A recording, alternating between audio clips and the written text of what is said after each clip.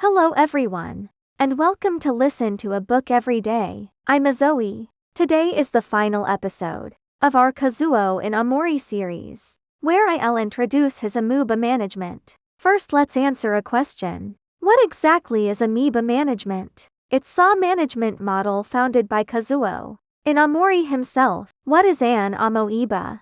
Originally, it refers to a single-celled organism also known as an amoeba. How does this concept relate to business management? Inamori developed an enterprise management model from this idea. He uses amoeba to describe an accounting unit, essentially an independent organization within a company that has clear goals and grows continuously on its own. To put it simply, Inamori named this model amoeba because it can adapt to changes in the market, just like how an amoeba morphs with its environment. How effective is Amoeba Management? The two Fortune 500 companies Inamori founded, Kyocera and KDDI, owe much of their management success to this model. Later, he also turned around the bankrupt Japan Airlines GEL by introducing Amoeba Management. I believe many domestic companies are no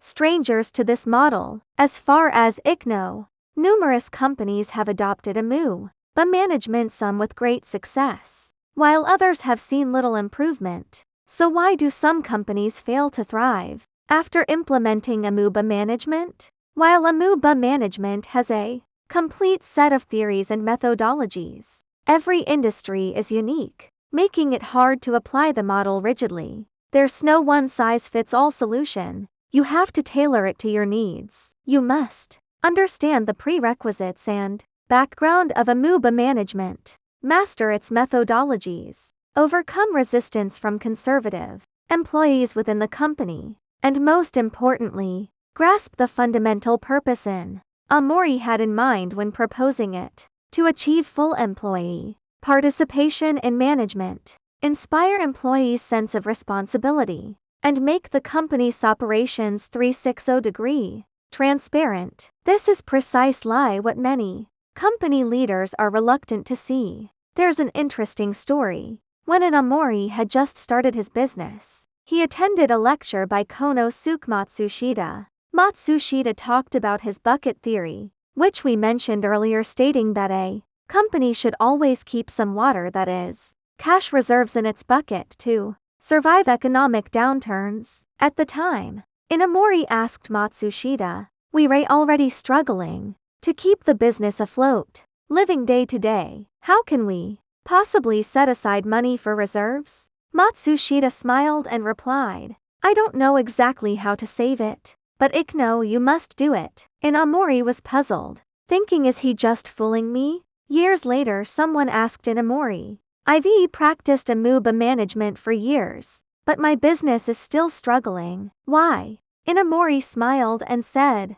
"I don't know exactly why, but you must keep doing it." Now, let's move to our second question. How did Amoeba Management come into being? Let's not digress, let's look at how Inamori came up with the idea. As we mentioned earlier, Inamori's first company was Kyocera, which focused on developing new ceramic technologies. In the beginning, the company had only 7 or 8 people, and Inamori handled everything himself, from R&D sales. But after the ceramic technology was commercialized, the company grew rapidly, expanding to 200,300 employees within a few years. Even then, Inamori still tried to manage everything personally, like Hujliang, nearly burning out before achieving his goals. He remembered a Japanese saying, "Small and medium-sized enterprises are like pus. Too less they burst when they grow too big." This means that when small and medium-sized enterprises expand rapidly to a certain point, various problems emerge. If managers fail to address them, the company will fall apart completely. Inamori was in exactly this predicament. He was overwhelmed by micromanaging everything, and as the company grew, bureaucracy and inefficiency began to creep in. He was deeply confused and didn't know what to do. He pondered repeatedly how to improve operations and motivate employees. Then he had an idea. Why not split the company into small, independently operated departments, each with its own operations and accounting? This would have 3 benefits. First, Inamori could free himself from trivial matters. Second, independent operation and accounting would let each small group see their own revenue and expenses motivating them. Third, and most importantly, it would make the company's operations more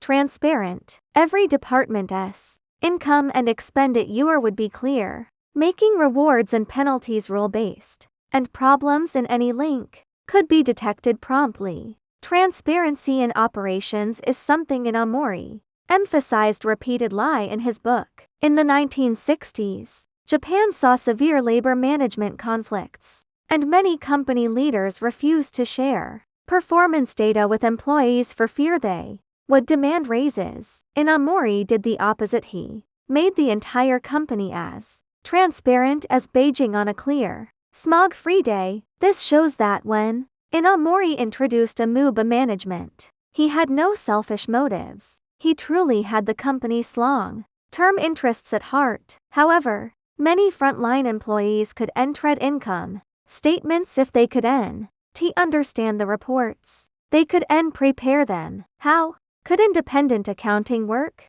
Worse still, Inamori himself could understand complex income statements. Solving this problem was as much for himself as for others. In the book, Inamori mentions how he created a simple financial report that anyone could understand. One day, he was drinking at home when his wife complained that prices had risen again, increasing the family's expenses. Inamori asked, "How do you know that?" His wife showed him a notebook, which clearly recorded daily spending money for groceries, utility bills, and even the allowance for Inamori's drinks. Inamori was inspired. This family bookkeeping method was simple, quick, and easy to understand. If frontline employees could tread income statements, why not let them use this straightforward format? He named this report the Unit Time Accounting Sheet. The sheet has 2 main sections: total revenue and total expenses. Revenue is simply the money earned each day.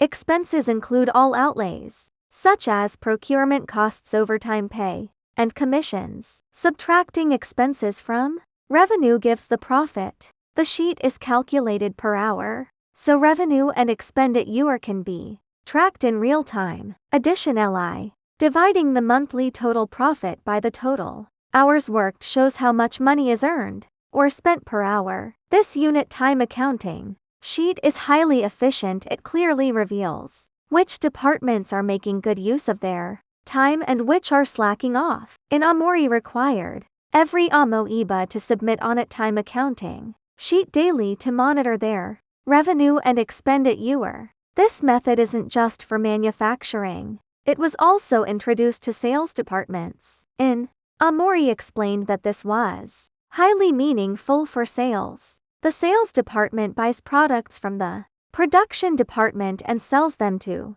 customers. The profit for sales is the revenue from sales minus labor costs and sales channel fees. Introducing the unit time accounting sheet to sales solved a long-standing problem for Inamori. Salespeople often complained that internal costs were too high and that products could compete unless prices were lowered. With Amoeba Management and the unit time accounting sheet, production costs became clear and controllable, resolving, or at least providing rules for the tension between sales and production departments. To summarize, the benefits of the unit time accounting sheet are obvious. First, Inamori could free himself from trivial tasks to focus on company-wide strategic issues. Second, as Inamori wrote in the book, the most valuable outcome of Amoeba Management is improved employee motivation. Previously, employees got the same pay regardless of their effort or results. With the independent accounting sheet, it was clear which departments were profitable and which were overspending, giving every employee a sense of responsibility. If a department didn't cut costs, the next department in the chain would accuse it of waste. Third, Every link operates like a procurement relationship. If the previous link's products are poor quality or overpriced, the next link can refuse to buy. This pushes every department to control costs and ensure quality, saving time and money while improving standards. Of course, Inamori initially promoted Amoeba Management, simply because the company had grown too large for him to handle alone. But as it spread, he realized its significance went far beyond his original intention. Amoeba Management helped the company adapt better to market changes. How? In its early days, Kyocera operated on an order-based production model. Customers placed orders with sales, which passed them to manufacturing, then production, delivery, and payment. This allowed zero inventory, no rabbit, no eagle, as the Chinese saying goes, meaning no action without a clear target. But soon, Kyocera expanded into cameras and printers, products that could be made to order, as we all know now. For products like phones and computers, inventory management is crucial. Amoeba Management solved this problem. The sales department, which understands the market best, decides which products will sell well and places orders with production. If the products don't sell, the sales department bears the cost, motivating them to understand customer preferences deeply. Conversely, if sales are strong, the sales department earns a commission as airward. It's a win-win in the long run. Establishing a departmental accounting system linked to the market helps cultivate employees with a business mindset, achieving full employee participation in management. This sounds simple, but it was a groundbreaking innovation in Japan's manufacturing industry at the time. Most companies only did their books every 3 months or 6 months, but Kyocera calculated costs and revenue monthly. This method was so well received that many Japanese companies followed suit. Why? To make a long story short, Japan has had modern bookkeeping methods for a long time. Since the 17th century, the Mitsui family has used double-entry bookkeeping. After the Meiji Restoration, Japan adopted Western-style income statements, which became increasingly complex. Only professional accountants could understand them. When Inamori introduced the unit time accounting sheet, many companies found it refreshing and began to emulate it, including Panasonic and Toyota in their manufacturing departments. In fact, the logic is very simple, but the simplest things are often the easiest to overlook. There's a supermarket owner downstairs from my house who is extremely lazy. He sits around all day playing games, watching Go Princess Go, or live streaming to look at pretty girls. He puts a basket at the door, and customers drop money into it after shopping. Fortunately, the people in our neighborhood are honest, so no one skips payment. But there's a problem. This way he has no idea which products sell well and which don't. Now, everyone uses WeChat or Alipay to pay, which is a good thing. When customers scan the QR code, the owner can see how many boxes of instant noodles or bags of snacks are sold each month, helping him stock up. If he treats each product category as an Amoeba, he could significantly improve his supermarket's operations. Now let's move to the final question we want to share today: how to implement Amoeba Management. We've talked about what it is, how the idea originated, and that independent accounting is its core, best achieved through the unit time accounting sheet. Next, we'll discuss how companies can implement Amoeba Management, i.e., how to reasonably split a company into multiple Amoebas. In his book, Inamori uses a case from Kyocera's production process to illustrate the skills and models for dividing Amoebas. From this example, you can understand how to split Amoebas. Kyocera produces precision ceramics, a process divided into 4 stages: raw material preparation, molding, sintering, and processing. Each stage is an independent accounted small organization that purchases materials or products from the previous stage. For example, the raw material department sells materials to the molding department. A purchase for molding, which then sells the molded products to the sintering department. A sale for molding. This makes each small organization independent, forcing them to consider procurement, costs and sales revenue. For Inamori, checking each Amoeba let him see which departments managed costs well. Let's step out of the book and go back to the supermarket example. If I were the owner, I track the sales of each product. I could even have my son's eldest, second youngest manage 3 amoebas: snacks, alcohol and fresh produce, each with independent accounting and daily unit time accounting sheets. This would let me see daily which products sell well, which don't, guiding my restocking, which have price increases or decreases, and even which times of day products sell best, like beer in the evening or instant noodles at midnight. So Amoeba Management works for both large companies and small supermarkets. Split business modules into multiple Amoebas. Of course, you can't split blindly. As I mentioned earlier, every industry is different, so a one-size-fits-all approach won't work. What are the standards for splitting? Inamori proposed several key points for dividing Amoebas. First, the unit must be independent, lie accountable. Second, it must form an independent business. Inamori used his own company as an example. He noticed there were outsourcing companies, especially Zheng in precision ceramic raw materials, meaning the raw material stage could operate independent, lie like a standalone company. Let's see an off-book example to make it clearer. Suppose you're in a kebab stall. Can the skewer prepping work be an Amoeba? Absolutely. You can find pre-skewy red meat at meat stalls in supermarkets or wet markets, so it's an independent business. Do you know how many Amoebas Kyocera has? Over 3,000. If you were to split a sales department into Amoebas, how would you do it? You might divide it into reception Amoebas, delivery date management Amoebas, payment collection Amoebas, and after-sales service Amoebas. Then, after the sales department makes sales and collects money, a portion of the commission is distributed as rewards to each Amoeba. That sounds reasonable,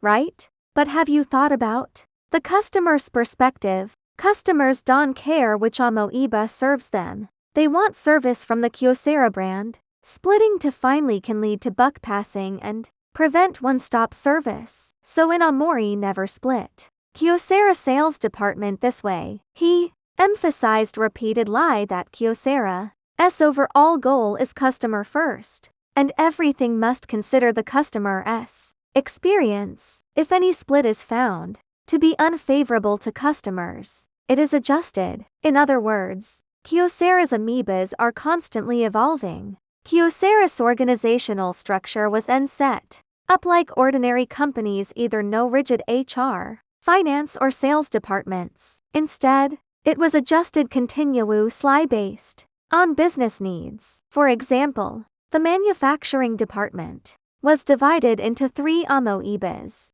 Tool A, Tool B and Tool C. The sales department was split by region, product category, and customer type. Some Amoebas had 50 people, others had just 2-3. Each Amoeba was an independent profit center, operating like a small or medium-sized enterprise, while major decisions required supervisor approval. Amoebas managed their own business plans, performance, and personnel, with centralized production, accounting and operations, plus the ability to split and merge freely. The company could respond quickly to market changes. If Amoeba management is so effective, why do some companies still struggle after adopting it? This leads to the most important principle of Amoeba management. Inamori believed that when introducing it, the most critical thing is to align the entire company with the overall goals and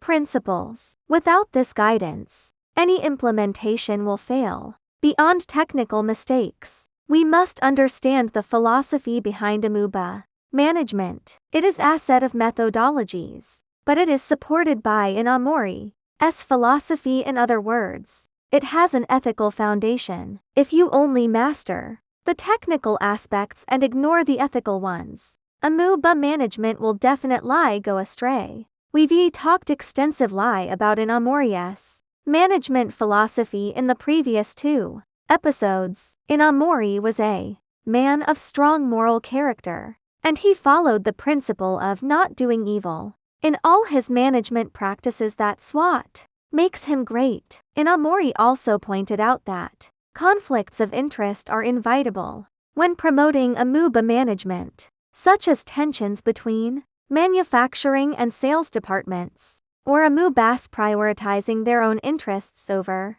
the company's to cut costs or boost revenue. To solve this, Inamori believed we must turn to philosophy for answers. It's not as mysterious as it sounds. As a leader, Inamori had to resolve such disputes, and Amoeba leaders faced the same issue. The solution was to make decisions based on the principle of company interests first.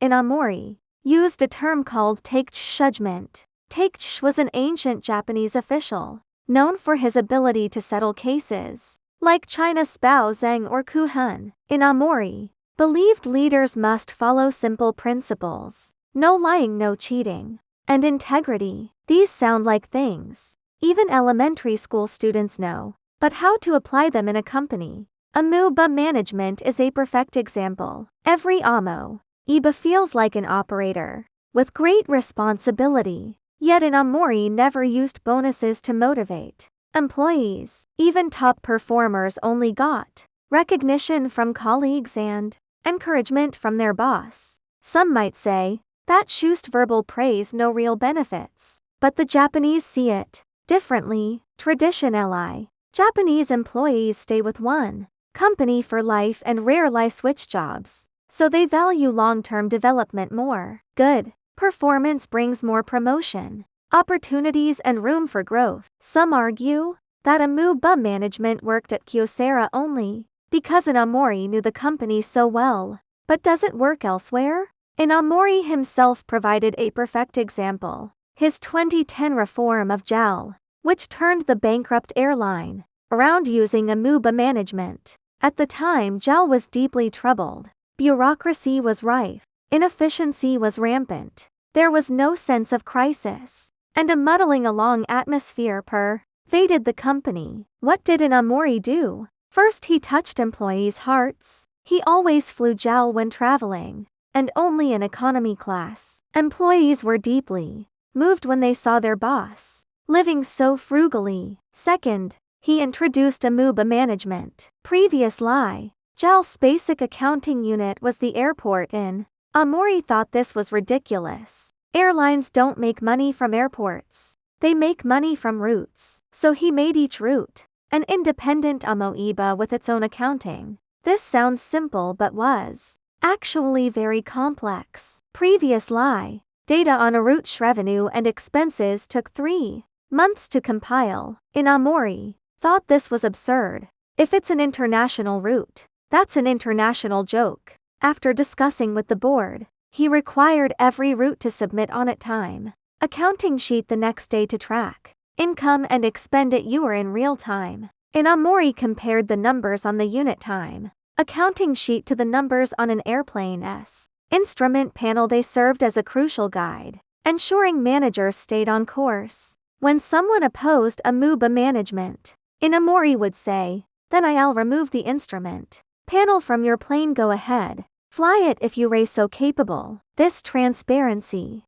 made revenue and expenditure clear. Poorly performing routes were cut, and those at risk of being cut worked hard to improve. This changed JAL's culture of inefficiency, instilling the idea that everyone is an operator in every employee. The results speak for themselves. After Inamori's spiritual guidance and the implementation of Amoeba Management, JAL turned around in record time and even became highly profitable. So as I said before, there are no rigid rules for Amoeba Management. You must understand your industry and company deeply and adhere to correct values to implement it successfully and make it work. Another point I want to emphasize. Amoeba Management must have a spiritual foundation. Never just copy the model while ignoring Inamori's core values, the spirit of altruism and revere heaven and love people.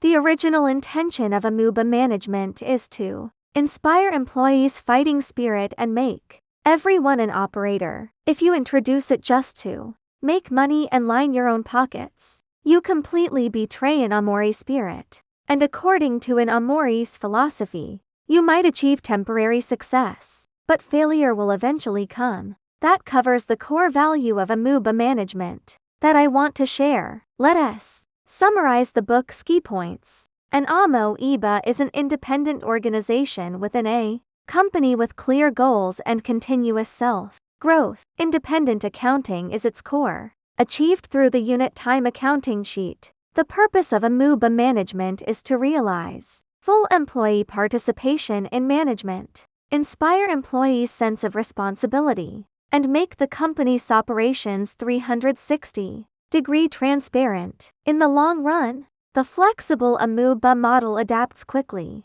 to market changes. When splitting Amoebas, two criteria apply: whether the unit can be independently accountable, and whether it can form an independent business. When introducing Amoeba Management, the most important thing is to align the entire company with the overall goals and principles, and build unified values across all employees. With that, our series on Kazuo Inamori comes to an end. I wonder how you feel about him after listening to my sharing. Personally, I think Inamori's value lies in advocating a way for enterprises to exist, contributing to society, benefiting employees, abandoning self-interest, and believing firmly in altruism as the highest principle. Inamori was a man of high moral standards. His requirement for companies is similar to Google's motto: "Don't be evil." This sounds easy,